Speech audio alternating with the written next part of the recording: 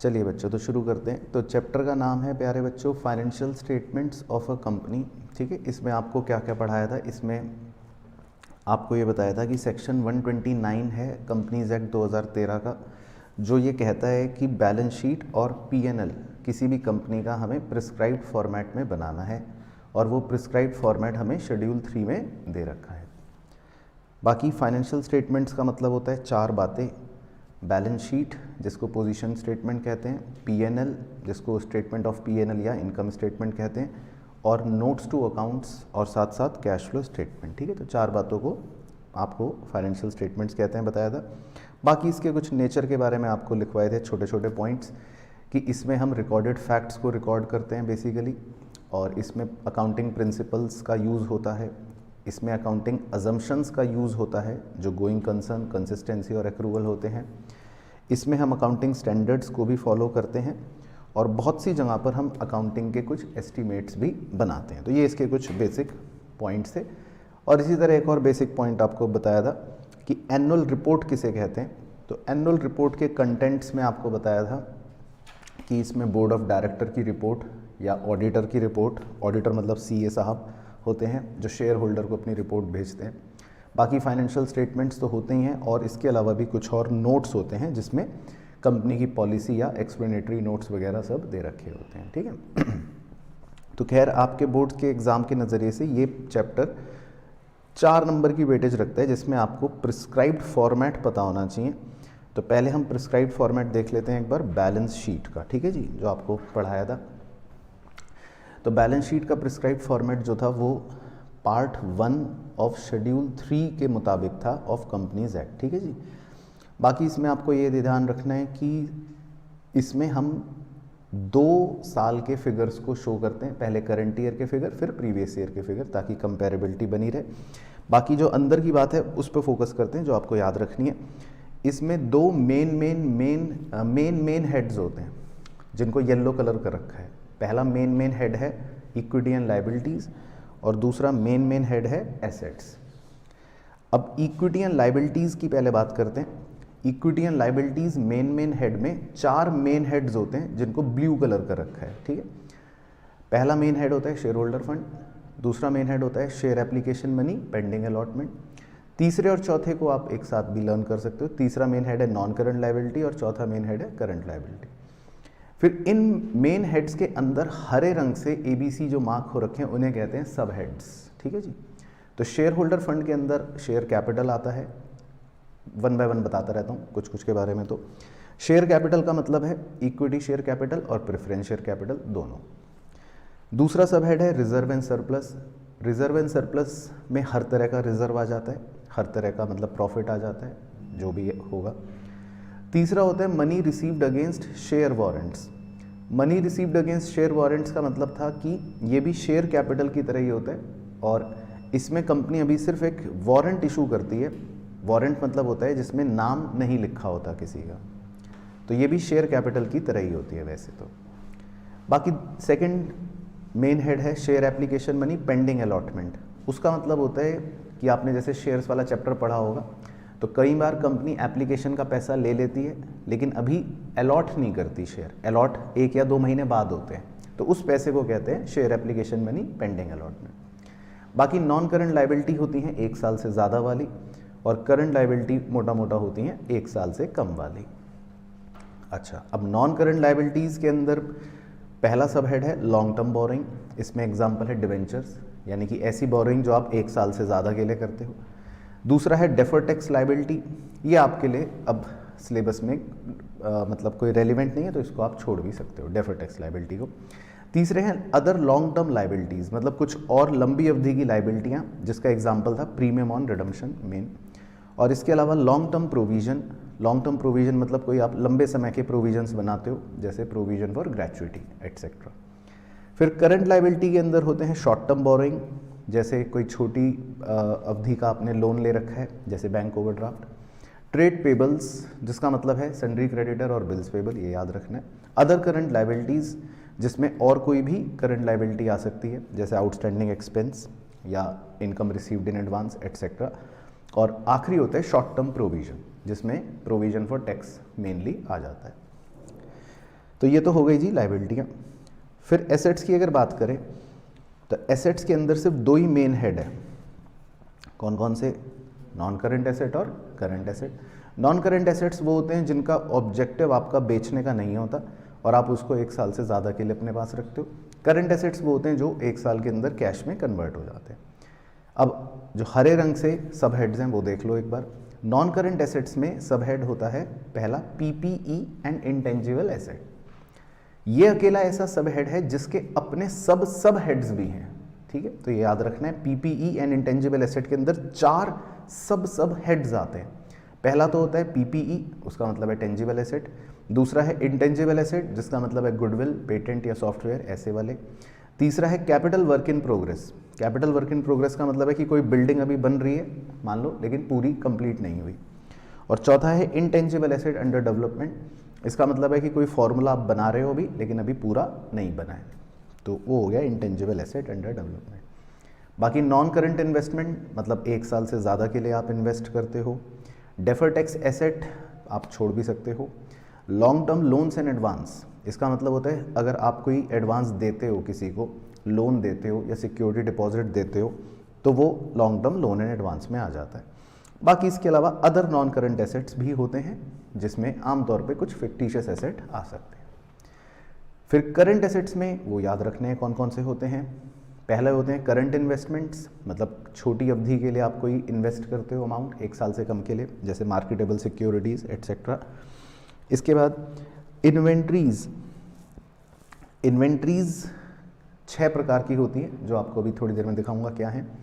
उसके बाद है ट्रेड रिसीवेबल्स। ट्रेड रिसीवेबल का मतलब है debtors plus BR. Cash and cash equivalent. Cash and cash equivalent का मतलब है कैश इन हैंड और cash at bank. Short term loans and advance मतलब आपने किसी को 6 महीने के या 9 महीने के लिए लोन दिया 1 साल से कम के लिए। और एफ है अदर करंट एसेट्स, उसमें आपके और दूसरे तरह के एसेट्स आ गए करंट एसेट, जैसे प्रीपेड एक्सपेंस और एक्रूड इनकम, ठीक है। तो आपको ये याद रखने हेड, सब हेड्स और उनके कुछ एग्जाम्पल्स, ठीक है। फिर बाकी रिजर्व एंड सरप्लस में मैंने आपको बताया था कि हर तरह के रिजर्व इसके अंदर आते हैं, हर तरह का मतलब प्रॉफिट इसके अंदर आता है। बाकी लास्ट वाला आपको कहा था रट लेना, वो इम्पॉर्टेंट है क्योंकि वो नाम से रिजर्व लगता नहीं है, पर वो है रिजर्व। उसका नाम है employees stock option outstanding account. तो ये आपको रट के जाना है, समझना है नहीं। Money received against share warrant मैंने आपको बता ही दिया कि ये भी शेयर कैपिटल की तरह ही होता है, बस इसमें कंपनी जब शेयर सर्टिफिकेट इशू करती है तो नाम लिखा होता है, लेकिन इसमें नाम नहीं लिखा होता। तो ये एक बियरर इंस्ट्रूमेंट है, तो it is as good as share capital ही ओनली। तो इसीलिए ब्रैकेट में हमने लिख भी रखा था कि मन में आप इसको शेयर कैपिटल ही सोच सकते हो। बाकी share application money pending allotment भी मैंने आपको बता दिया कि कई बार कंपनी शेयर एप्लीकेशन का पैसा तो रिसीव कर लेती है, लेकिन अभी अलॉटमेंट होने में टाइम होता है, तो तब तक उस पैसे को कहते हैं share application money pending allotment. और इन्वेंट्री ये रटनी है आपको, 6 तरह की हैं। Raw materials, work in progress, finished goods, stock in trade, loose tools और स्टोर्स एंड स्पेयर्स। जिसमें लूज टूल्स और स्टोर और स्पेयर हैं गंदी इन्वेंट्रियाँ, जो रेशियो चैप्टर में आपको पता चलेगा कि क्यों इनको गंदी इन्वेंट्रियाँ कहते हैं, ठीक है। चलो, तो ये होगी बैलेंस शीट। अब चलते हैं पार्ट 2 की तरफ, यानी कि P&L। कंपनी का P&L जो है वो भी सेम ढांचे से बनता है, मतलब कि इसमें भी हम 2 साल के फिगर्स को दिखाते हैं, करंट ईयर और प्रीवियस ईयर। बाकी इसको आप इजीली याद रख सकते हो, बहुत ही सिंपल इसमें तरीका है याद रखने का। देखो, इसी तरह ऑर्डर वाइज याद रखना। सबसे पहले लिखते हैं हम RFO। RFO का मतलब होता है किसी भी बिजनेस का जो मेन काम है उससे वो पैसे जो कमा रहा है वो है रेवेन्यू फ्रॉम ऑपरेशन। इसमें मेनली आते हैं सेल ऑफ गुड्स या सेल ऑफ सर्विस या सेल ऑफ स्क्रैप मेनली। दूसरी होती है अदर इनकम। अदर इनकम मतलब बिजनेस की दूसरी प्रकार की इनकम, वो कुछ भी हो सकती हैं, जैसे मान लो interest received, rent received, dividend received, gain on sale of asset, कुछ भी जो मेरा मेन काम नहीं है। तो 1 और 2 को जोड़कर हाथ का निशान जहाँ बना हुआ है वो आ जाता है क्या, टोटल रेवेन्यू। फिर उसके नीचे हमें लिखने हैं एक्सपेंसेस, जो 7 तरह के हैं और इसी ऑर्डर में याद रखने हैं। तो बस आपको एक्सपेंसेस 7 के 7 इसी ऑर्डर में याद रखने हैं। पहला है CMC, मतलब कॉस्ट ऑफ मटेरियल कंज्यूम, उसका फॉर्मूला सुनाओ, opening raw material plus purchase of raw material minus closing raw material, ठीक है, ये याद रखना। दूसरा खर्चा होता है purchase of stock in trade, ये डायरेक्टली गिवन होगा, इसका कोई फॉर्मूला नहीं है।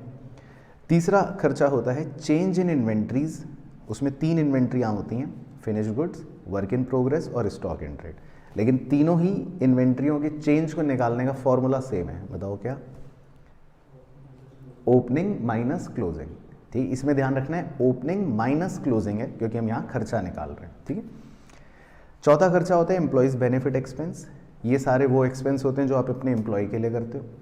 पांचवा खर्चा होता है फाइनेंस कॉस्ट, ये रट लेना, हालांकि कुछ बता भी देता हूँ। फाइनेंस कॉस्ट होते हैं जो आप इंटरेस्ट पे करते हो मेनली अपने लोन्स पर या डिवेंचर्स पर। छठा खर्चा होता है डेप्रीसिएशन एंड अमोर्टाइजेशन, तो ये तो सिंपल है और गिवन होगा डायरेक्टली।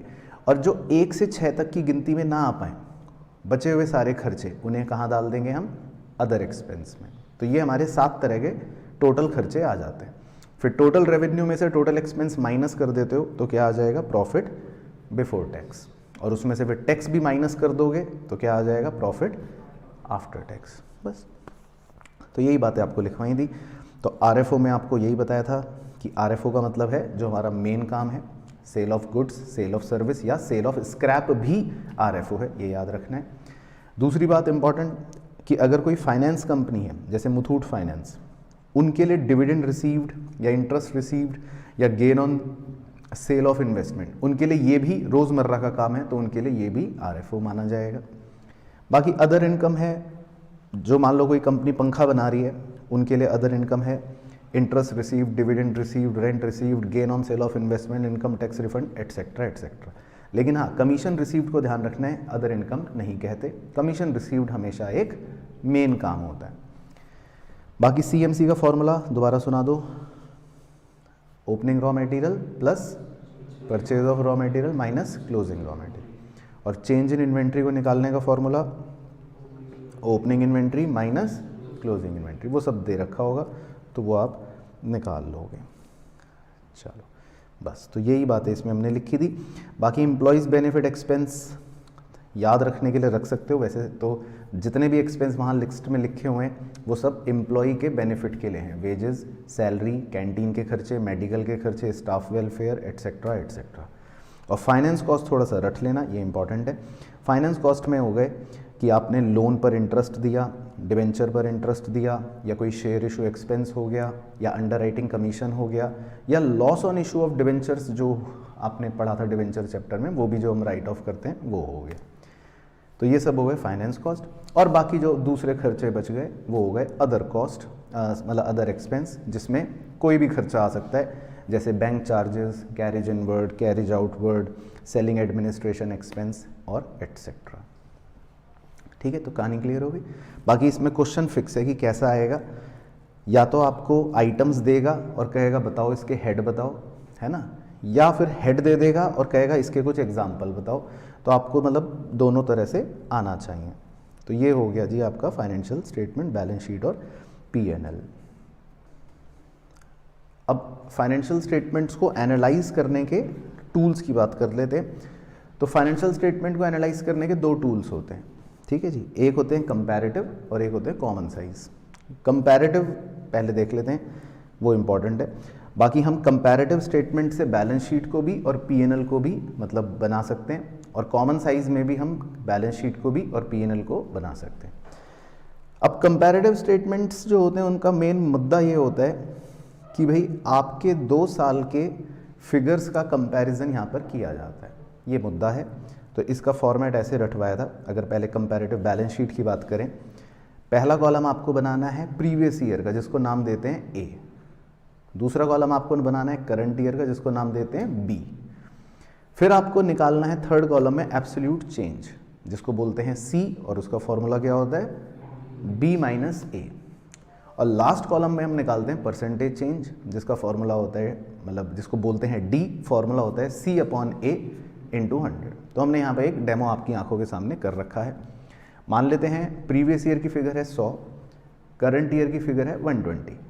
तो आपका एब्सोल्यूट चेंज कितना आ गया 120 माइनस 100 यानी 20, और परसेंटेज चेंज कितना आ गया C अपॉन ए इंटू 100 यानी 20%। तो ओके भाइयों, तो ये आपका हो गया कंपैरेटिव बैलेंस शीट। बाकी इसमें आप किसी भी तरह से चीज़ों को निकाल सकते हैं। हर आइटम के लिए आपको सेम ही फॉर्मूला लगाना है। तो बैलेंस शीट आपको दे रखी होगी, बस आपको 4 कॉलम बनाने हैं। अच्छा, इसी प्रकार P&L सेम कार्यक्रम है, P&L में भी कुछ अंतर नहीं है। पहला कॉलम प्रीवियस ईयर का, उसको बोलेंगे A, दूसरा कॉलम करंट ईयर का, उसको बोलेंगे B, तीसरा कॉलम एब्सोल्यूट चेंज का B माइनस A, और चौथा कॉलम परसेंटेज चेंज का C अपॉन A इंटू 100। तो ये तो बिल्कुल ईजी है, कंफर्टेबल, तो ये तो फ्री के नंबर है। बाकी हाँ, कंपैरेटिव P&L में आपको ये ध्यान रखना है कि वो हो सकता है P&L आपको बना बनाया ना दे, तो आपको फिर ये खुद बनाना पड़ेगा। तो इसके लिए वही याद रखना है आपको इसका फॉर्मेट, ठीक है ना। तो ये बेसिकली मतलब आपके कंपैरेटिव हो सकते हैं। बाकी इस तरह के हमने छोटे मोटे एग्जाम्पल करे थे। अच्छा हाँ, एग्जाम्पल से भी बता देता हूँ कि ज़रूरी नहीं है कि हर बार बिल्कुल A B C D ही और D निकालने को आए। कभी कभी ऐसा भी होता है कि आपको D दे रखा होता है और B निकालना होता है, या कई बार ऐसा भी होता है कि C दे रखा है और A निकालना, तो मतलब कुछ भी निकालना हो सकता है। वो अब आपको मतलब फॉर्मूले अप्लाई करके देखना पड़ेगा, है ना। लेकिन फॉर्मूला याद रखना है, पहला कॉलम A प्रीवियस ईयर, दूसरा कॉलम B करंट ईयर, तीसरा column C B minus A, और चौथा column D C upon A into 100। तो इसके हमने कुछ सवाल कर लिए थे, वो ईजी हैं। अब आते हैं कॉमन साइज स्टेटमेंट्स पर, उनका कॉन्सेप्ट देख लेते हैं। कॉमन साइज स्टेटमेंट को हम कहते हैं 100% स्टेटमेंट्स, क्योंकि इसमें हम एक ही साल की फिगर को ऊपर से नीचे कंपेयर करते हैं। तो ये एक बेसिकली वर्टिकल एनालिसिस भी कहलाया जाता है। तो अब इसमें देखो क्या होता है, इसमें पहला कॉलम होता है, उसको बोलते हैं एब्सोल्यूट अमाउंट, ठीक है। क्या बोलते हैं? Absolute amount. उसमें अगर आप गौर करो तो पहले प्रीवियस ईयर की फिगर लिखी है और फिर करंट ईयर की फिगर लिखी है। लेकिन जो दूसरा मेन कॉलम होता है, हाथ का निशान बना देता हूँ लाल रंग का, वो याद रखना है, उसका नाम होता है परसेंटेज ऑफ क्या? Balance sheet total. तो इसमें आपको बस क्या करना है कि जो भी बैलेंस शीट का टोटल है, मान लो प्रीवियस ईयर का टोटल है 2000, ओके, तो आपको इस टोटल को कितना परसेंट मार्क कर देना है? 100। इस टोटल का कितना परसेंट है? 100%। और फिर हर फिगर को इस टोटल से डिवाइड करके इनटू 100 करना है। तो समझ गए भाई भाइयों बहनों कैसे निकालनी है परसेंटेज? तो जैसे कोई भी फिगर दे रखी है, जैसे 100 दे रखा है, तो 100 अपॉन 2000 इंटू 100, तो 5% आ जाएगा। या दे रखा है 200, फिर 200 अपॉन 2000 इंटू 100, तो 10% आ जाएगा। या दे रखा है 400, तो 400 अपॉन 2000 इंटू 100, तो 20% आ जाएगा। तो समझ गए भाइयों बहनों कैसे निकालना है? इसी तरह करंट ईयर की फिगर्स में भी जो भी फिगर्स दे रखी होंगी उनको आपको बस टोटल से डिवाइड करना है और इंटू 100 करना है। तो ये हो गया कॉमन साइज बैलेंस शीट। बहुत आसान है, इसीलिए एग्जाम में आती नहीं है। और इसी तरह होता है कॉमन साइज P&L, ये फिर भी आ सकता है।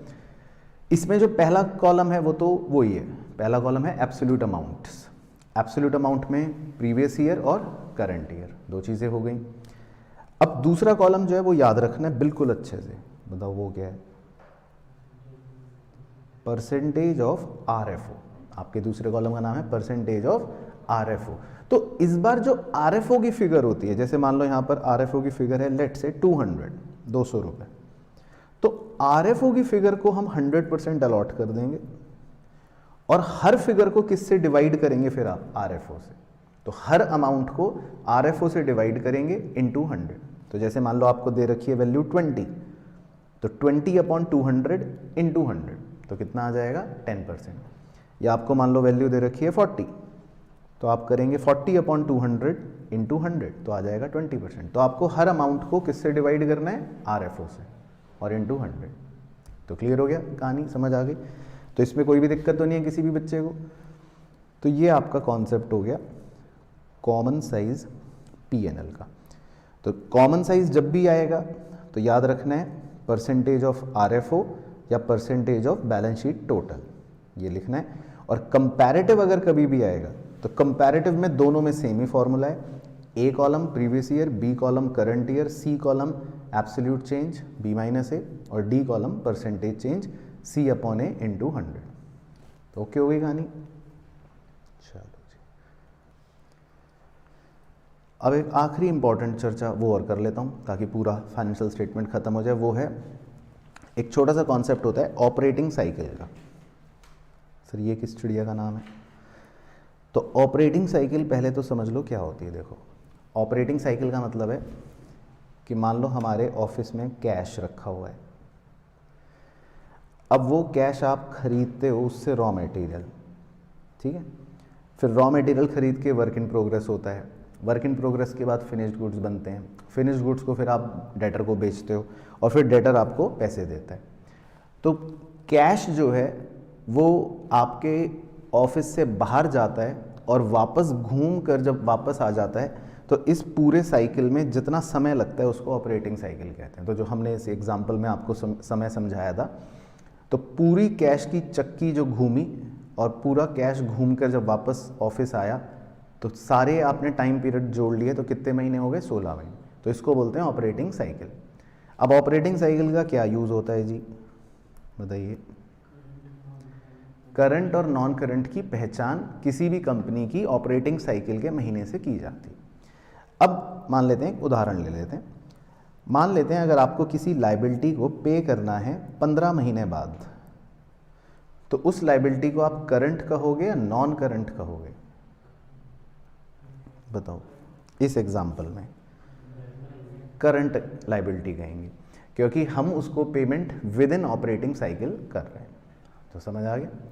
तो अगर मान लो किसी कंपनी की ऑपरेटिंग साइकिल है 16 महीने की और आप पेमेंट कर रहे हो लायबिलिटी की 15 महीने में या 16 महीने के अंदर अंदर कर रहे हो, तो इसका मतलब वो करंट लायबिलिटी है, ठीक है।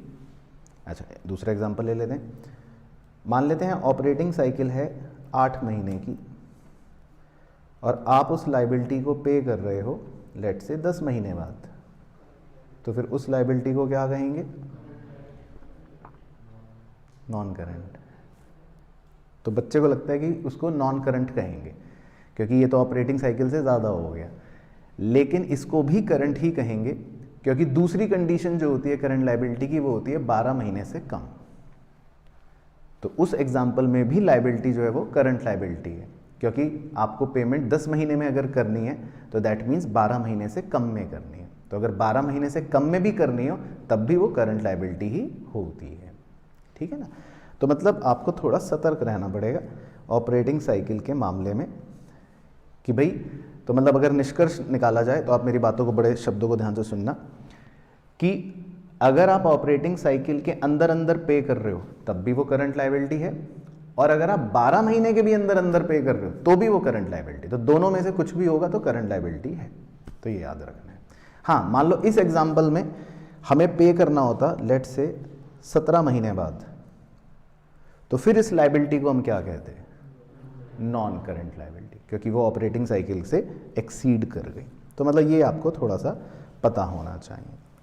और एक और आखिरी इसी में इंपॉर्टेंट पॉइंट आपको बताया था कि भाई देखो, कुछ चीज़ें बैलेंस शीट में नहीं आती जो आपको घर से रट के जानी है या फर्रे बना के ले जाना, जो मन करे।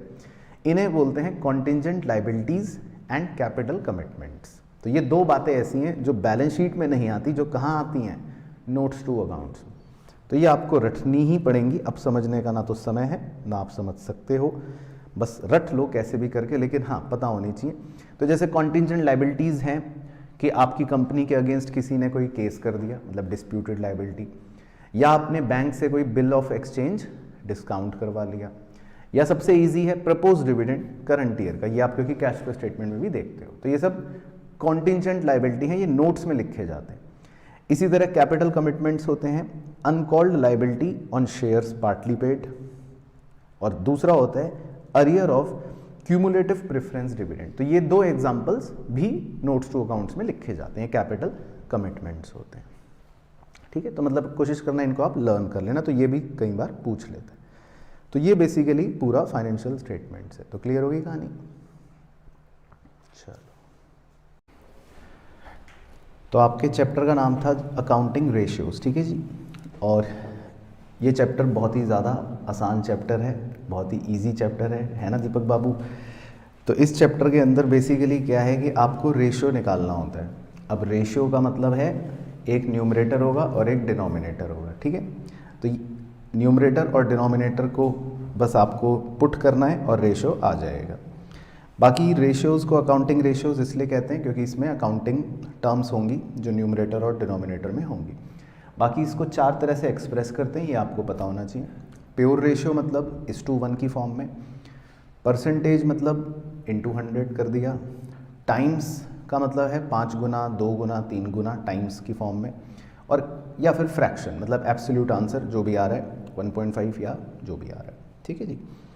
बाकी रेशियो का हम एनालिसिस क्यों पढ़ते हैं ये चैप्टर, ताकि अकाउंटिंग इन्फॉर्मेशन को सिंप्लीफाई कर सके, किसी भी कंपनी की लिक्विडिटी का पता लगा सकें, ऑपरेशनल एफिशिएंसी का पता लगा सकें और प्रॉफिटेबिलिटी का पता लगा सकें, ठीक है जी। तो ये हो गई कहानी। बाकी हमारे चैप्टर में 4 प्रकार के रेशियोज होते हैं जो आपको पता होंगे। लिक्विडिटी रेशियो, ये कंपनी की शॉर्ट टर्म लिक्विडिटी बताते हैं। सॉल्वेंसी रेशियो, ये कंपनी की लॉन्ग टर्म लिक्विडिटी बताते हैं। एक्टिविटी या टर्नओवर रेशियो, ये ऑपरेशनल एफिशिएंसीज बताते हैं हर तरह की, कि भाई आप कितने एफिशिएंट हो। और प्रॉफिटेबिलिटी रेशियो तो नाम से क्लियर है कि ये कंपनी की प्रॉफिट बताते हैं। तो आपको फॉर्मूले सबके बस याद होने चाहिए मेनली। तो लिक्विडिटी रेशियोज जो हैं उसमें आपका पहला रेशियो था करंट रेशियो, ठीक है। करंट रेशियो का मतलब है current asset upon current liability, इसको हम प्योर फॉर्म में एक्सप्रेस करते हैं। बाकी इसका आइडल रेशियो होता है 2:1, और इसमें आपको ध्यान रखना है जो कई बार अब चर्चा हो चुका कि करंट एसेट्स को कैलकुलेट जब हम करते हैं तो उस समय लूज टूल्स और स्टोर और स्पेयर्स को हम इंक्लूड नहीं करेंगे, वो गंदी इन्वेंट्री है, ठीक है, ये ध्यान रखना है। और दूसरा, अगर कोई प्रोविजन फॉर डाउटफुल डेट्स है तो उसको आप सन्ड्री डेटर में से डिडक्ट कर दोगे, तो वो भी मतलब सिंपल बात है। बाकी वर्किंग कैपिटल का फॉर्मूला पता होना चाहिए। वर्किंग कैपिटल का फॉर्मूला है CA माइनस CL, ठीक है, बस। फिर दूसरा होता है लिक्विड रेशियो, जिसको हम क्विक रेशियो या एसेट टेस्ट रेशियो कहते हैं। इसका फॉर्मूला है liquid asset upon current liability. Liquid assets का मतलब होता है जो और मतलब ज़्यादा लिक्विड एसेट्स हैं हमारे। तो करंट एसेट्स में से 2 एसेट्स अगर हम हटा दें, इन्वेंट्रीज और प्रीपेड एक्सपेंस, तो बचेंगे लिक्विड एसेट्स। बाकी इसको भी हम प्योर फॉर्म में ही डिनोट करते हैं, और आइडल रेशियो होता है 1:1। फिर आपको कॉन्सेप्ट लिखवाए थे जी सॉल्वेंसी रेशियोज के। सॉल्वेंसी रेशियो अलग अलग प्रकार के हैं। पहला है debt equity ratio, very important, इसको आप नाम से याद रख सकते हो। डेट इक्विटी मतलब डेट ऊपर इक्विटी नीचे, तो डेट मतलब नॉन करंट लायबिलिटी और इक्विटी मतलब शेयर होल्डर फंड, और इन दोनों को आपने बैलेंस शीट में ऑलरेडी पढ़ रखा है। तो नॉन करंट लायबिलिटी का मतलब होता है जिसमें आपके डिवेंचर्स आ गए, लॉन्ग टर्म बोरोइंग्स आ गई, और शेयर होल्डर फंड का मतलब होता है जिसमें आपकी शेयर कैपिटल आ गई, रिजर्व एंड सरप्लस आ गए, ठीक है। बाकी इसका भी आइडल रेशियो 2:1 होता है, और ये प्योर फॉर्म में एक्सप्रेस करते हैं। फिर है total asset to debt ratio, ये बहुत सिंपल है। टोटल एसेट ऊपर लिखना है और नॉन करंट लायबिलिटी नीचे लिखनी है, तो ये सिंपल है, और इसको हम प्योर फॉर्म में एक्सप्रेस करते हैं।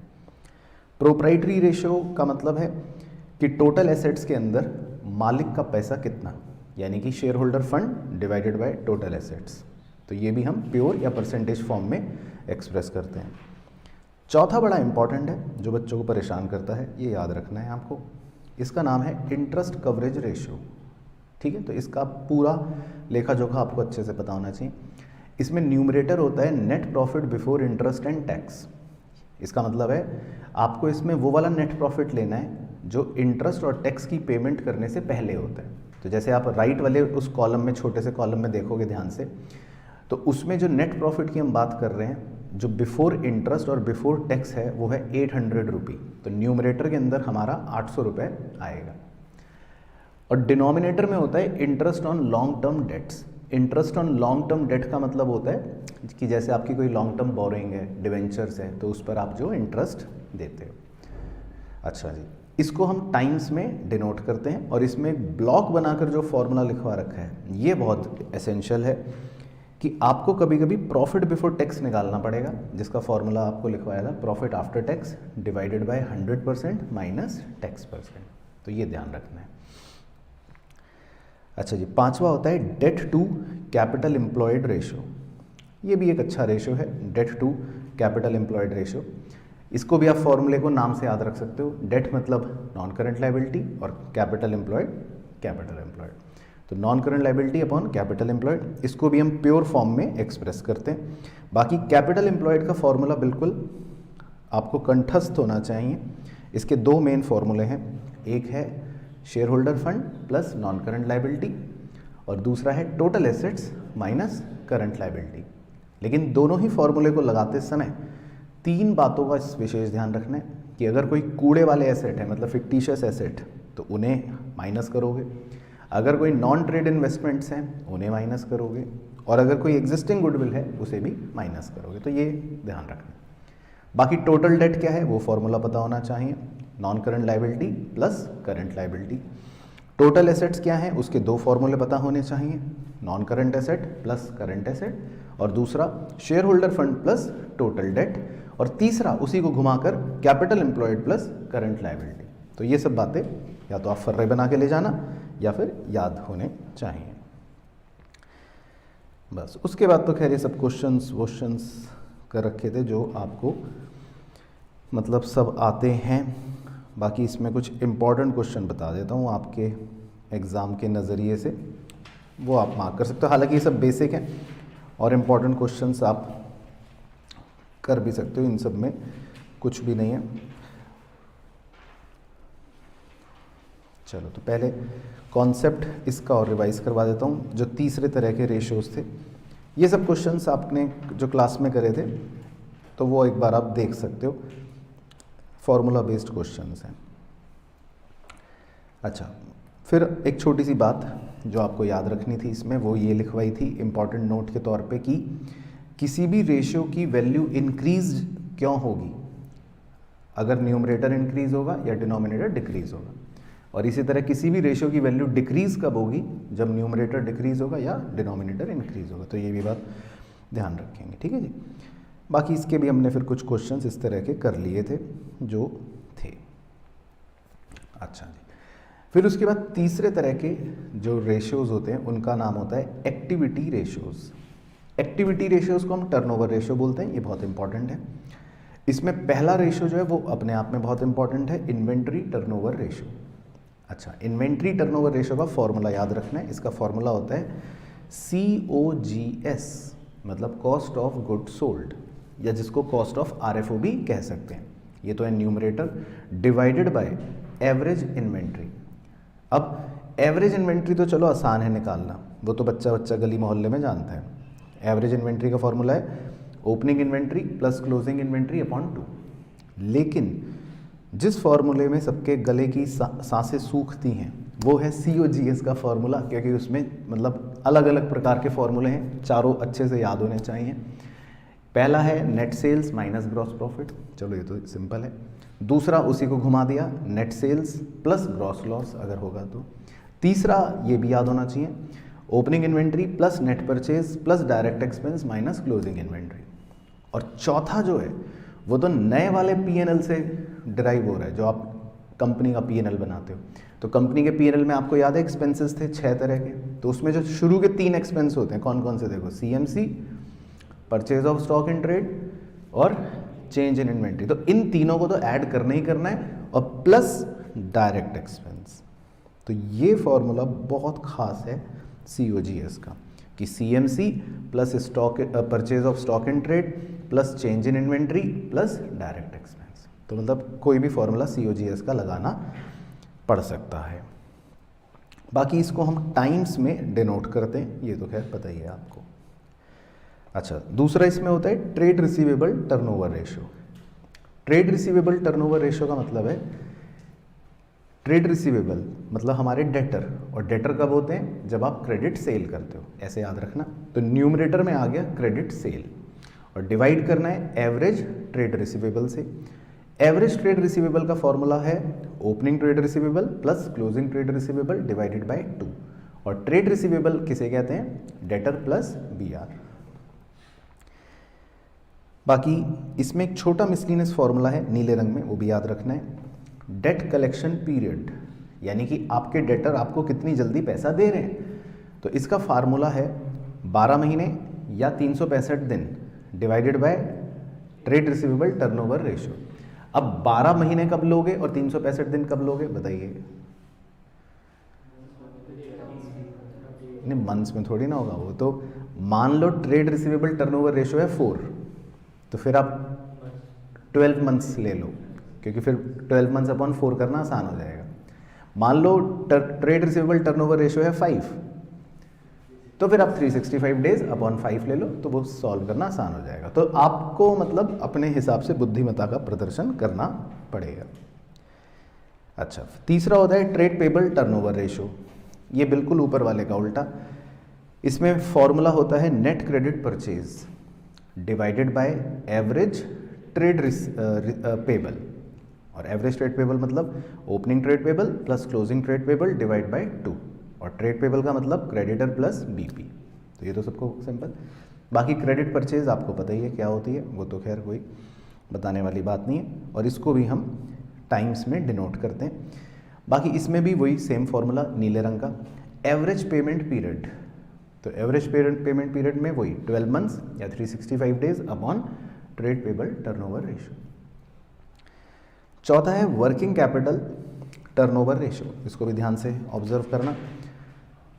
इसमें डिनोमिनेटर में तो है वर्किंग कैपिटल, लेकिन न्यूमरेटर में ध्यान रखना, न्यूमरेटर में क्या है आरएफओ। आरएफओ मतलब नेट सेल्स। लेकिन अगर इमरजेंसी हो तो फिर आप नेट सेल्स की जगह सीओजीएस भी यूज़ कर सकते हो। अब बच्चा कहता है इमरजेंसी कैसी सर? तो इमरजेंसी ऐसी कि भाई आपको नेट सेल्स क्वेश्चन में दी ही नहीं होगी, या फिर क्वेश्चन से आप निकाल ही नहीं सकते होंगे, तो मतलब तब आप इमरजेंसी में सीओजीएस लिख सकते हो न्यूमरेटर में। बाकी ये भी हम टाइम्स में शो करते हैं, ये तो खैर पता ही है। अच्छा, पांचवा है जी नेट एसेट टर्नओवर रेशो। इसका फॉर्मूला है, या इसको कैपिटल एम्प्लॉयड टर्नओवर रेशो भी कहते हैं। इसका फॉर्मूला है net sales upon capital employed. तो ये बिल्कुल सिंपल है, इसमें तो कुछ भी है ही नहीं। और छठा है फिक्स्ड एसेट टर्नओवर रेशो। ये भी सिंपल है, आरएफओ मतलब net sales upon fixed assets. अच्छा, फिक्स्ड एसेट्स में बस ये ध्यान रखना है कि फिक्स्ड एसेट्स की आपको कॉस्ट नहीं लेनी। फिक्स्ड एसेट्स की क्या लेनी है, मतलब बुक वैल्यू। तो कॉस्ट में से एक्यूमुलेटेड डेप्रिसिएशन माइनस करना है, ये ध्यान रखना है बस। बाकी इसको भी हम टाइम्स में शो करते हैं। तो ये सब टर्नओवर रेशोज हमने करे थे, ये सब क्वेश्चन है। 94 थोड़ा सा इम्पॉर्टेंट है लैंग्वेज की वजह से, है ना। बाकी ये सब टर्नओवर रेशोज के क्वेश्चन है, छोटे छोटे 3 नंबर के आते हैं एग्ज़ाम के अंदर, है ना। 128 ये भी थोड़ा सा इम्पॉर्टेंट है। चलो, फिर चौथे और आखिरी तरह का कॉन्सेप्ट था प्रॉफिटेबिलिटी रेशियोज। प्रॉफिटेबिलिटी रेशियोज में सारे प्रॉफिट से ही रिलेटेड होंगे सिवाय एक के, लेकिन पहला है ग्रॉस प्रॉफिट रेशियो। अब ग्रॉस प्रॉफिट रेशियो का फॉर्मूला तो 11th के बच्चे को भी आता है, ये 11th में भी पढ़ाया जाता है, लेकिन आपने नहीं पढ़ा था। तो इसका फॉर्मूला होता है gross profit divided by net sales into 100। अब ग्रॉस प्रॉफिट तो सबको पता है भाई क्या होता है। अगर मान लो आपको ग्रॉस प्रॉफिट निकालने में दिक्कत हो तो आप ट्रेडिंग अकाउंट भी बना सकते हो, जो आपने क्लास 11th में बनाया था। और क्लास 11th भी अगर आप भूल चुके हो ट्रेडिंग अकाउंट, तो फिर आप मतलब उसको देख सकते हो, पुरानी पढ़ाई से रेफर कर सकते हो ट्रेडिंग अकाउंट कैसे बनता था। अच्छा, दूसरा इंपॉर्टेंट है, दूसरे का नाम है ऑपरेटिंग रेशियो। तो ये ध्यान रखना, ये खर्चे का रेशियो है, ये खर्चा बताता है, खर्चा। अब इसका फॉर्मूला ध्यान से ऑब्जर्व करना, इसका फॉर्मूला है operating cost divided by net cell into 100। अब ऑपरेटिंग कॉस्ट आपको कभी भी डायरेक्टली नहीं दी होगी, तो ऑपरेटिंग कॉस्ट को आप कैसे निकालोगे, उसका फॉर्मूला है COGS plus operating expenses. COGS का फॉर्मूला आपने पहले देखा था, और ऑपरेटिंग एक्सपेंस का मतलब होता है जो बिजनेस के मेन खर्चे हैं, जैसे EBE employees benefit expense, depreciation, office expense, administration expense, selling expense, ये सब। तो ये हमारा हो गया ऑपरेटिंग कॉस्ट, है ना। बाकी इसको हम परसेंटेज में शो करते हैं। अच्छा, तीसरा होता है ऑपरेटिंग प्रॉफिट रेशियो, बहुत ही ज़्यादा इंपॉर्टेंट। इसका फॉर्मूला है operating profit upon net sales into 100। अब ऑपरेटिंग प्रॉफिट का फॉर्मूला रट के जाना घर से, समझ में तो अब आएगा नहीं खैर आपको। तो इसके 3 फॉर्मूले हैं, ठीक है। अब पहला फॉर्मूला है नेट प्रॉफिट प्लस बोलो अपने मुंह से बोलो क्या? नॉन ऑपरेटिंग एक्सपेंस, ठीक है, हरे रंग से, और हरे रंग को इधर हरे रंग से इधर कंपेयर कर लो। नॉन ऑपरेटिंग एक्सपेंस की लिस्ट लिखवा रखी कि भाई ये कौन से होते हैं। तो नॉन ऑपरेटिंग एक्सपेंस वो होते हैं जो आपके बिजनेस के मेन खर्चे नहीं हैं। जैसे इंटरेस्ट पे करा आपने बोरोइंग पर, आपको एसेट बेचने में लॉस हो गया, आपने भिखारी को दान में 100 रुपये दे दिए, आपने भिखारी को दान में 10 रुपये की रोटी खिला दी, तो ये सब चीज़ें आपके बिजनेस की मेन खर्चिए नहीं है। अच्छा, माइनस क्या करना है फिर? नॉन ऑपरेटिंग इनकम्स, नीले रंग में जो हाईलाइटेड है, और नीले रंग के डब्बे को उधर देख लो कि नॉन ऑपरेटिंग इनकम मतलब जो आपके बिजनेस की मेन इनकम नहीं है, जैसे इंटरेस्ट रिसीव हो गया, डिविडेंड रिसीव हो गया, रेंट रिसीव हो गया, profit on sale of asset हो गया, या एटसेट्रा। तो खैर ये बातें आपको ध्यान रखनी है। तो ये तो हो गया पहला फॉर्मूला। अच्छा, दूसरा फॉर्मूला भी है ऑपरेटिंग प्रॉफिट निकालने का, वो है gross profit plus other operating income minus other operating expense. तो वो भी क्वेश्चन में डायरेक्टली दिया होता है, तो आप कर लोगे। और तीसरा सबसे आसान फॉर्मूला है, वो कभी देगा ही नहीं क्वेश्चन में, नहीं तो हर बच्चा गली मोहल्ले का निकाल लेगा। तीसरा फॉर्मूला है RFO माइनस ऑपरेटिंग कॉस्ट। तो वो तो बहुत ही सिंपल है, तो वो नहीं देगा। बाकी इसको हम परसेंटेज में शो करते हैं, वो तो पता ही है। लेकिन एक सबसे इंपॉर्टेंट बादल, बताओ क्या? ऑपरेटिंग रेशियो और ऑपरेटिंग प्रॉफिट रेशियो को मिलाकर हमेशा क्या आएगा? 100%। तो इसका आप यूज़ कर सकते हो। तो मैं तो कह रहा हूँ, मैं तो देखो मेरी बात सुनो, मैं तो कह रहा हूँ मान लो आपको ऑपरेटिंग प्रॉफिट का फॉर्मूला नहीं याद, आप सब भूल गए, तो आप ऑपरेटिंग रेशियो निकाल लेना। मान लो आपका ऑपरेटिंग रेशियो निकला 10%, तो ऑटोमेटिकली वो कितना हो जाएगा? 90%। तो आप ऐसा भी कर सकते हो।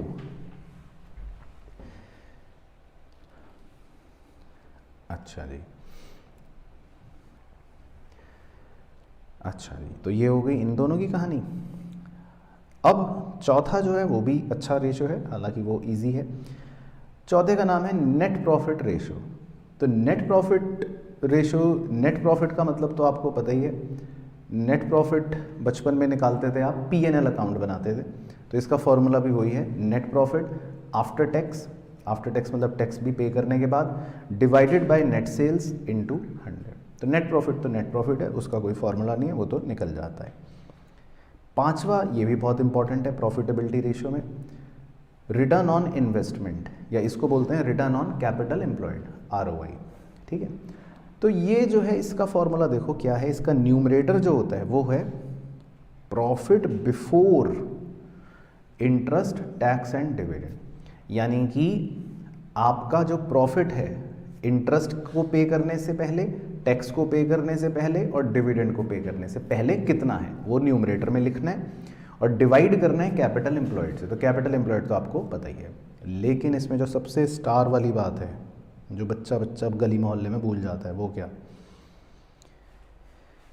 कि कैपिटल एम्प्लॉयड निकालते समय ये तो आपको पता है कि आप क्या एक्सक्लूड करते हो, नॉन ट्रेड इन्वेस्टमेंट, लेकिन ये भी ध्यान रखना है कि उस नॉन ट्रेड इन्वेस्टमेंट पर अगर आपको कोई इंटरेस्ट रिसीव हुआ है तो फिर वो प्रॉफिट को कैलकुलेट करते समय उसे भी एक्सक्लूड करेंगे, है ना। तो ये बात मैंने आपको समझाई थी, और क्वेश्चन में होगी तो कर लेंगे, नहीं तो खैर ऐसी कोई बात नहीं है। हालांकि किताब में इसका कोई क्वेश्चन दे नहीं रखा, तो इसलिए हो सकता है आपकी प्रैक्टिस ना हो, लेकिन फिर भी याद रखना है कि अगर नॉन ट्रेड इन्वेस्टमेंट को आप कैपिटल एम्प्लॉयड से एक्सक्लूड कर रहे हो तो फिर उस नॉन ट्रेड इन्वेस्टमेंट पर अगर आपको कोई इंटरेस्ट मिला है तो उसे भी फिर प्रॉफिट से एक्सक्लूड करना पड़ेगा। तो ये बात मतलब पता होनी चाहिए बस। बाकी तो फिर हमने इन सब के क्वेश्चंस कर लिए थे, वो तो खैर आपको पता ही है, सारे बेसिक क्वेश्चंस हैं। किसी में कुछ निकालना है, किसी में कोई प्रॉफिटेबिलिटी रेशियो निकालना है, और बाकी किताब में तो 180 क्वेश्चन का मेला लगा रखा है, जो मतलब बहुत सारे हैं, लेकिन अल्टीमेटली इसमें सब में प्रॉफिटेबिलिटी रेशियोज ही आपको फाइंड करने हैं। ठीक है, जैसे अब ये क्वेश्चन में जो है इस तरह के क्वेश्चन थोड़े से इंपॉर्टेंट होते हैं। जैसे 166 है, ये भी इंपॉर्टेंट है, इसमें आपको नेट प्रॉफिट दे रखा है after interest but before tax, और हमें क्या निकालना पड़ेगा पहले, बिफोर। तो बस इस तरह के मतलब क्वेश्चंस हमें करने हैं, या फिर रेशो वो पूछ सकता है इंक्रीज़ होगा या डिक्रीज़ होगा। तो ये सब क्वेश्चन तो हमने कर ही रखे हैं। बाकी कुछ क्वेश्चन इस तरह के भी होते हैं जो एग्ज़ाम में पूछ लेता है, जो जिसमें आपसे एक ही क्वेश्चन में मल्टीपल 2-3 रेशियो निकलवा लेता है, ठीक है ना। तो सारे क्वेश्चंस करने की आपको ज़रूरत नहीं है, बस लिमिटेड क्वेश्चंस करने, हर तरह के रेशियोज़ के आप 5 से 7 क्वेश्चंस करना, मतलब मैक्सिमम इसमें रिवीजन के लिए आप 40-45 क्वेश्चंस ही करना बस। बट समझ आ गए सारे कॉन्सेप्ट एंड फॉर्मूलों का रिवीजन।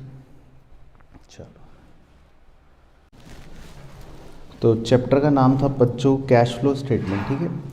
इस चैप्टर का आपका बोर्ड्स एग्ज़ाम के अंदर वेटेज रहेगा 7 नंबर के आसपास, आप मानो। एक 6 नंबर का क्वेश्चन होगा और एक 1 नंबर की थ्योरी, ठीक है। 7 नंबर का मतलब इसकी वेटेज होगी। तो इसमें देखो हमने क्या क्या पढ़ा था।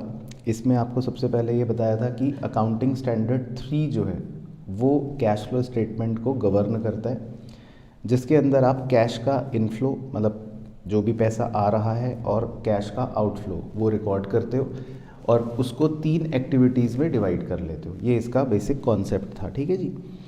फिर आपको सबसे पहले ये बताया था कि इस चैप्टर के अंदर, सिर्फ इस चैप्टर के अंदर कैश इक्विवेलेंट्स किसे कहते हैं।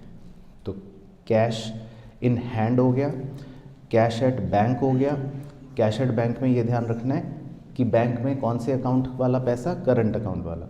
अगर एफडी वाला पैसा है मतलब फिक्स डिपॉजिट बैंक में, तो वो नॉन करंट इन्वेस्टमेंट होगी, ठीक है। वो फिर ये नहीं है, क्योंकि यहाँ पर हम सिर्फ बैंक के कौन से पैसे की बात कर रहे हैं, जो करंट अकाउंट में। अगर आपने बैंक में एफडी में पैसे रख रखे हैं तो फिर वो ये कैश इक्विवेलेंट नहीं होंगे। और तीसरा होता है करंट इन्वेस्टमेंट्स, यानी कि जिनको शॉर्ट टर्म इन्वेस्टमेंट या मार्केटेबल सिक्योरिटीज़ भी कह सकते हैं, ठीक है जी। पहले इतनी बात याद आ गई। अब जो पहला इंपॉर्टेंट क्वेश्चन आता है वो आता है कि आपसे पूछ सकता है 3 तरह की एक्टिविटीज़ बताओ, या फिर उनके कुछ एग्जांपल्स देकर मतलब आपसे कहेगा कि आइडेंटिफाई करो। तो पहली एक्टिविटी होती है ऑपरेटिंग एक्टिविटी, ठीक है जी। ऑपरेटिंग एक्टिविटी का मतलब होता है जो बिजनेस का मेन काम है, सिंपल। दूसरी होती है इन्वेस्टिंग एक्टिविटी। इन्वेस्टिंग एक्टिविटी होती है जो आपके एसेट्स खरीदने या पैसा इन्वेस्ट करने से रिलेटेड होती है। और तीसरी होती है फाइनेंसिंग एक्टिविटी। फाइनेंसिंग एक्टिविटी आपकी रिलेटेड होती हैं कैपिटल्स एंड बोरोइंग्स से। तो इसके कुछ एग्जांपल्स आपको लिखवाई रखे हैं, वो तो अब मैं मान के चल रहा हूँ कि आप चैम्प हो, है अनिरुद्ध भाई, चैम्प हो इसमें, ठीक है। अच्छा, फिर उसके बाद ये ज़रूर याद कर लेना, ये रट के जाना कि ऐसे कुछ ट्रांजैक्शंस जिनसे कैश फ्लो पर कोई भी इफ़ेक्ट नहीं पड़ेगा, मतलब जिनसे कैश का ना तो इनफ्लो होगा ना आउटफ्लो होगा। एक तो है बैंक में आपने कैश डिपॉजिट करा, दूसरा बैंक से आपने कैश विड्रॉ करा, तीसरा आपने मार्केटेबल सिक्योरिटी परचेज कर ली, चौथा आपने मार्केटेबल सिक्योरिटी सेल कर दी। तो इन चारों से तो कैश के अंदर ही घूम रहा है। इसके अलावा भी कुछ अच्छे पॉइंट्स हैं जिनसे कैश का कोई फ्लो नहीं होता, जैसे क्रेडिट ट्रांजैक्शंस, चलो वो तो खैर ऑब्वियसली। इसके अलावा बोनस शेयर्स इशू करना, बोनस शेयर्स का मतलब था कंपनी फ्री में शेयर्स देती है। इसके अलावा conversion of debenture into shares, debentures को शेयर में कन्वर्ट कर देना, इससे भी कोई कैश का फ्लो नहीं होगा। इसके अलावा बैड डेट्स को आप राइट ऑफ कर देते हो against provision for doubtful debts, इससे भी कोई कैश का फ्लो नहीं होगा। तो मतलब कुछ एग्जांपल्स ऐसे थे जिनसे कोई भी कैश का फ्लो नहीं होगा, तो ये थ्योरी में पूछ लेता है। अच्छा, अब करते हैं जी पहला कॉन्सेप्ट रिवाइज ऑपरेटिंग एक्टिविटी का। तो ऑपरेटिंग एक्टिविटी में आपको बताया था कि आपके कोर्स में सिर्फ एक ही मेथड है जिसको कहते हैं इनडायरेक्ट मेथड, तो इसीलिए इसको आपको रटना पड़ेगा। बुद्धि लगाने का ना तो अब आपके पास समय है और ना बुद्धि लग सकती कि ये सब बातें क्यों हो रही हैं, है ना। तो अब वाई का तो समय गया, अब तो आपको देखना है व्हाट, कि क्या हो रहा है। तो वो फॉर्मेट एक बार सबको याद है वैसे ओरली, चलो सुनाओ। सबसे पहले क्या लिखते हैं, net profit before tax and extraordinary item, ठीक है, एनपीबीटी मतलब शॉर्ट में। तो इसको हम वर्किंग नोट में अभी थोड़ी देर में देखेंगे कैसे निकालते हैं। फिर इसके नीचे हमें ऐड करने नॉन ऑपरेटिंग एक्सपेंस और नॉन कैश एक्सपेंस, जो लगभग ये हैं जो यहाँ लिखे हुए हैं, जैसे आपका डेप्रीसिएशन, अमोर्टाइजेशन, एसेट बेचने पर लॉस हो गया, इंटेंजिबल एसेट राइट ऑफ हो गया, आपने बोरोइंग पर इंटरेस्ट पे कर दिया, या डिबेंचर्स या लोन्स का इंटरेस्ट पे कर दिया, या आपने कोई प्रीमियम ऑन रिडम्पशन पे कर दिया, या आपके प्रोविजन फॉर डाउटफुल डेट्स की वैल्यू इंक्रीज हो गई। ये सब नॉन कैश या नॉन ऑपरेटिंग खर्चे हो गए। फिर हम लेस करते हैं नॉन ऑपरेटिंग इनकम, जो कौन कौन सी होती हैं? Interest received, dividend received, rent received, या gain on sale of asset. तो इनको लेस कर देते हैं। तो आपके पहले पड़ाव का आंसर क्या आ जाता है? OPBWCC, जो आप शॉर्ट में बोलते हो वैसे, तो मतलब operating profit before working capital changes. फिर उसके नीचे हम खेल करते हैं करंट एसेट करंट लायबिलिटी का, वो खेल आपको याद ही होगा। Increase in current liability and decrease in current asset, और उसका उल्टा लेस कर देते हैं डिक्रीज इन करंट लायबिलिटी और इंक्रीज इन करंट एसेट। तो इतने पड़ाव के आंसर को कहते हैं कैश फ्रॉम ऑपरेशन। और फिर उसके बाद 3 आइटम्स और होते हैं, less tax paid. Tax paid के आगे डैश डाल के लिखा है नेट ऑफ रिफंड। अब इसका क्या मतलब है? इसका मतलब है कि भाई मान लो आपको क्वेश्चन में टैक्स पेड दे रखा है 20,000 और थोड़ी सी दूरी पर टैक्स का रिफंड दे रखा है 2,000, तो आप कितने रुपए लिखोगे आंसर में बाहर? 18,000। तो आप रिफंड को क्या कर दोगे? माइनस कर दोगे। तो ये मतलब है नेट ऑफ रिफंड का, ठीक है जी। अच्छा, उसके बाद कोई भी एक्स्ट्रा ऑर्डिनरी अगर इनकम है वो ऐड बैक कर लेंगे, जैसे इंश्योरेंस क्लेम रिसीव्ड। और कोई भी एक्स्ट्रा ऑर्डिनरी अगर एक्सपेंस है, जैसे अर्थक्वेक आया, आग लग गई, भूकंप आ गया, या वॉलंटरी रिटायरमेंट कॉम्पनसेशन पे कर दी, तो उसको हम लेस कर देंगे। तो फिर हमारा फाइनल आंसर आ जाएगा जिसको हम कहते हैं ऑपरेटिंग एक्टिविटी। पॉजिटिव आएगा तो आपकी अंग्रेजी हो गई फ्लो फ्रॉम, और नेगेटिव आएगा तो आपकी अंग्रेजी हो गई यूज्ड इन। अच्छा जी, अब NPBT कैसे निकालते थे एक बार वो भी रट लो, जो सबसे पहले हमको वर्किंग नोट में निकालना होता है। तो NPBT को निकालने के लिए आपको फॉर्मूला तरकीब सिखा रखी थी कि भाई प्रॉफिट फॉर द ईयर, ये तो आप बैलेंस शीट से ले लोगे, closing minus opening, plus transfer to reserve, ये भी आप बैलेंस शीट से ले लोगे, क्लोजिंग माइनस ओपनिंग। बाकी इसके अलावा 3-4 बातें बस याद रखनी है। अगर आपने कोई इंटरिम डिविडेंड पे करा है तो, या फिर प्रपोज डिविडेंड, और प्रपोज डिविडेंड कौन से साल का लेना है? हमेशा प्रीवियस ईयर का, ये ध्यान रखना है। बाकी प्रोविज़न फॉर टैक्स, वो कौन से साल का लेना है? करंट ईयर का, वो भी नेट ऑफ रिफंड दे रखा है। और अगर कोई एक्स्ट्राऑर्डिनरी एक्सपेंस है तो वो ऐड बैक हो जाएगा, और कोई एक्स्ट्राऑर्डिनरी इनकम है तो डिडक्ट हो जाएगी। और फिर हमारा फाइनल आंसर आ जाएगा net profit before tax and extraordinary item, ठीक है। बाकी इसके बारे में मैंने आपको एक्सप्लेन करा था कि ये सब बातें क्या हैं, जो अब आपके लिए व्यर्थ हैं। अब हमें इन बातों से कोई मतलब नहीं है, क्योंकि अब तो हम रट्टू तोते बन के एग्ज़ाम में जाएंगे, ठीक है सर। अच्छा, अब बाकी कुछ कॉन्सेप्ट्स देख लेते हैं और बारीकी वाले। जैसे सबसे पहले होता है डिविडेंड। तो डिविडेंड के बारे में आपको बताया था कि डिविडेंड 2 प्रकार का होता है, एक होता है प्रपोज डिविडेंड, एक होता है इंटरिम डिविडेंड। प्रपोज डिविडेंड की कहानी ये होती है कि कंपनी एक साल जब प्रॉफिट कमाती है तो उस प्रॉफिट का डिविडेंड अगले साल पे करती है ना, उसको बोलते हैं प्रपोज डिविडेंड। लेकिन इंटरिम डिविडेंड की कहानी आपको सुनाई थी, उसमें आपको बताया था कि कंपनी साल के दौरान ही इतना प्रॉफिट कमा लेती है, बीच में ही, तो कंपनी अपने साल के बीच में ही डिविडेंड दे देती है, तो उसको बोल देते हैं इंटरिम डिविडेंड। तो ये तो हो गया कॉन्सेप्चुअल मतलब। बाकी हमें तो ट्रीटमेंट याद रखना है, वो आपको पहले भी बता दिया था। प्रपोज डिविडेंड आपको सिर्फ कौन से ईयर का लेना है? हमेशा प्रीवियस ईयर का, ठीक है। प्रपोज डिविडेंड कौन से ईयर का लेना है? प्रीवियस ईयर का। बाकी इंटरिम डिविडेंड तो डायरेक्ट दिया होता है, उसमें कुछ ईयर का चक्कर नहीं होता। अच्छा, डिविडेंड पेड जो है वो फाइनेंसिंग एक्टिविटी है, ये आपको पता ही है। और दूसरी बात भी इंपॉर्टेंट है कि अगर क्वेश्चन कहता है कि हमने इक्विटी डिविडेंड पे करा है तो फिर आपको प्रेफरेंस डिविडेंड भी अपने आप निकालना पड़ेगा। इसके भी आपने सवाल देखे थे, ठीक है जी।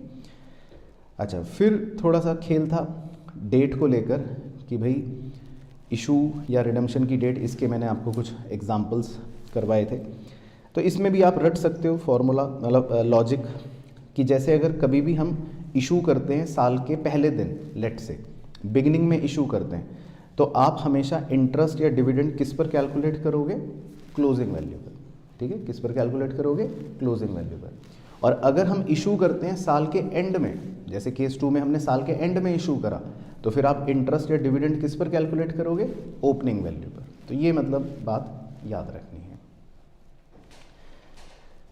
उसके बाद जी प्रोविजन फॉर टैक्स का खाता देख लो, एक बार आपको याद आ जाएगा।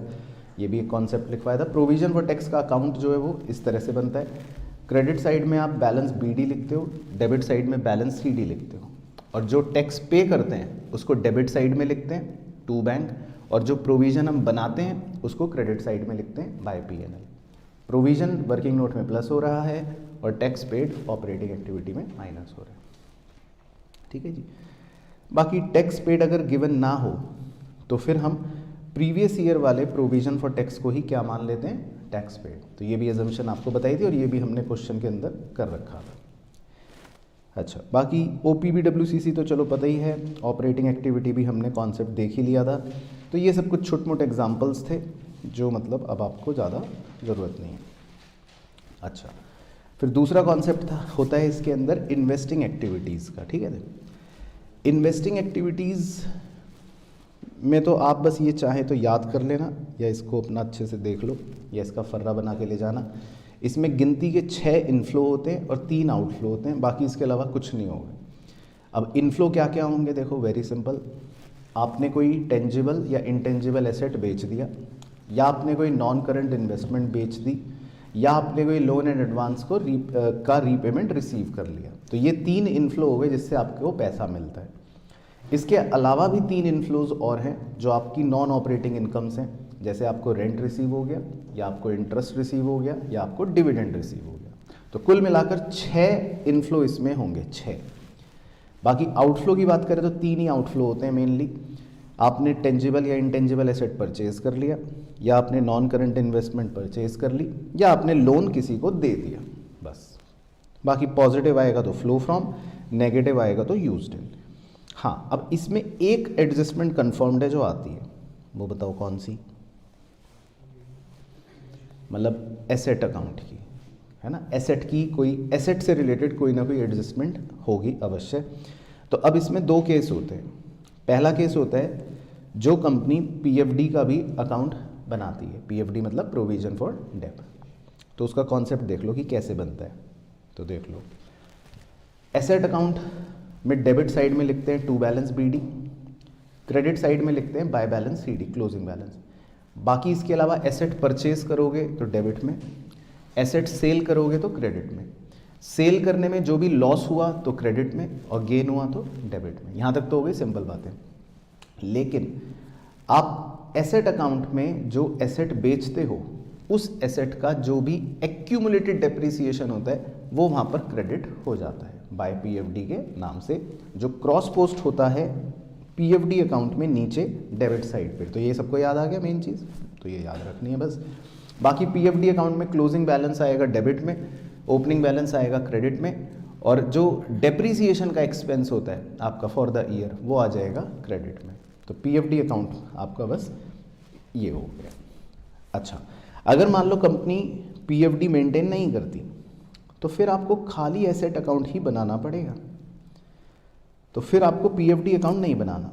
तो उस केस में जब आप एसेट अकाउंट बनाओगे तो सब कुछ सेम रहेगा, बस आपको PFD नहीं लिखना, और इस केस में डेप्रिसिएशन भी एसेट अकाउंट के अंदर ही क्रेडिट हो जाएगा। तो फिर ये कंप्लीट अकाउंट आपका ऐसा एसेट वाला बन जाएगा।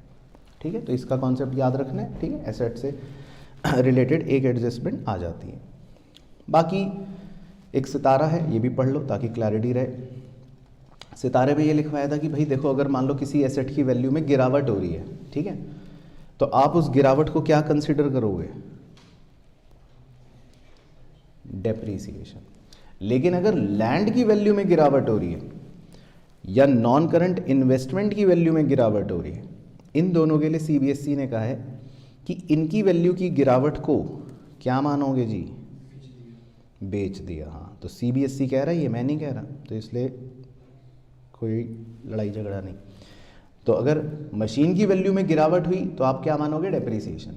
लेकिन अगर लैंड की वैल्यू में गिरावट हुई तो सेल, इन्वेस्टमेंट की वैल्यू में गिरावट हुई तो सेल। ये ध्यान रखना है। तो ये CBSE का अजम्पशन है, इसीलिए इस बात को ध्यान रखना है। बाकी तो खैर ये सब एडजस्टमेंट्स हैं जो एसेट अकाउंट से रिलेटेड हैं, वो तो आप क्वेश्चन में भी देख लेते हो।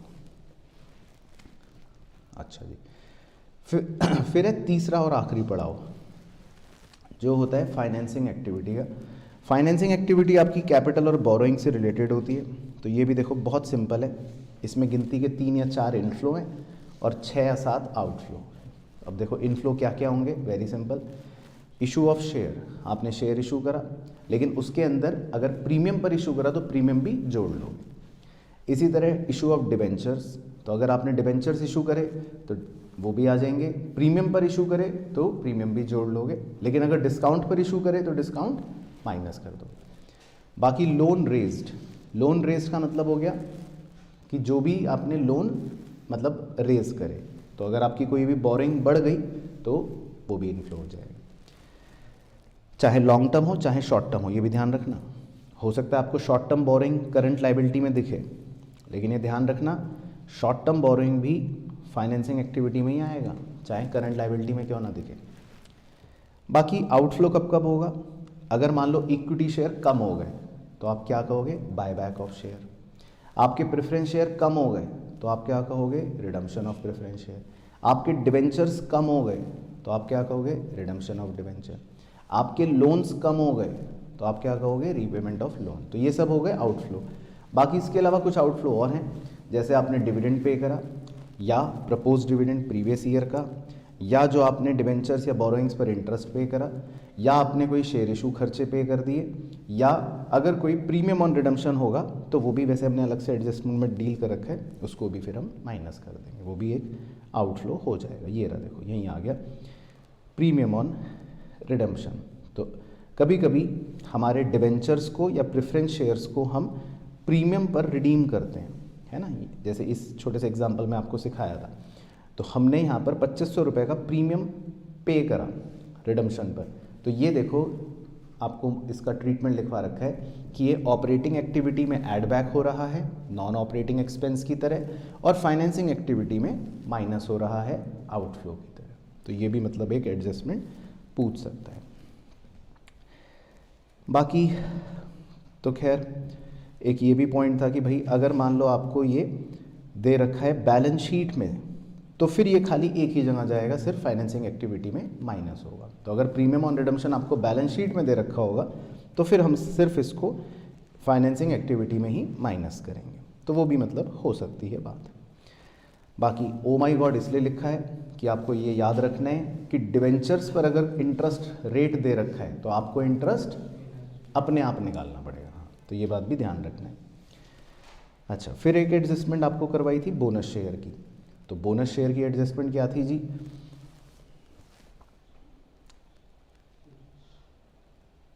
बोनस शेयर की एडजस्टमेंट ये थी कि अगर कंपनी लेट से 10 लाख के शेयर्स थे ओपनिंग में, जो क्लोजिंग में बढ़कर हो गए 13 लाख रुपए के, तो इसका मतलब कंपनी ने कितने इशू करे, 3 लाख। तो बच्चा तो सोचेगा 3 लाख का इनफ्लो हो गया, लेकिन अगर इसमें से आपको बताया जाए कि 2 लाख का तो बोनस शेयर है, तो बोनस शेयर से आपको स्टार्टिंग में भी बताया था, बोनस शेयर से क्या हमारा कैश का इनफ्लो होता है, नहीं होता। तो क्या हम इस 2 लाख को बोनस इशू वाले को इनफ्लो माने कैश का, नहीं। तो हमारा इनफ्लो सिर्फ कितना माना जाएगा, ओनली 1 लाख। तो ये ध्यान रखना है कि हमारा इनफ्लो सिर्फ कितना माना जाएगा, 1 लाख, है ना। तो यही बात आपको लिखवाई थी, दिखाई थी, समझाई थी। तो अगर आप देखोगे तो इक्विटी शेयर का जो इनफ्लो है तो वो सिर्फ कितना माना गया, ओनली 1 लाख। तो बोनस शेयर्स जब भी कंपनी इशू करती है तो उससे कोई भी कैश का इनफ्लो नहीं होता, ये मानते हैं, है ना। तो ये भी एक पॉइंट था जो कवर हो गया।